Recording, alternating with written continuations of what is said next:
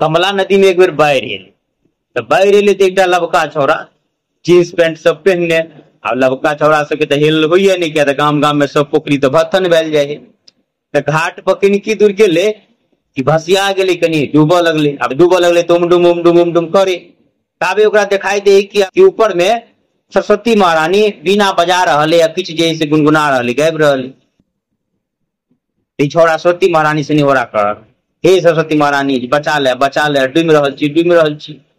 लेकिन सरस्वती महारानी एक एकोटा बात नहीं सुनल, अपना धुन में जैसे बजा रहले। लेकिन छोड़ा देखल कुछ नहीं हमर सुन ल सरस्वती महारानी तो कह रहे हे सरस्वती महारानी हे सरस्वती माता तोरा तो तब सब दया के मूर्ति कह करुणामयी कह, लेकिन किले ने दया आबि रहल, किले ने हमरा बचाबि रहल छ।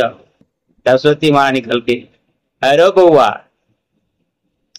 शुक्र मना के हम खाली गौबे करे छो बजेबे करे छो, तू सब जे जइया हमरा डूबा है पानी में दिया तू सब तो नचबो करे नहीं याद दिलो। और हमर भाषण में एकरा मूर्ति विसर्जन कहे छी आ नाचे त नाचे ओहन एहन गाना बजाबे अंसर थे वाला जे कान में ओरी दगा कान बंद कर पड़ल रहे।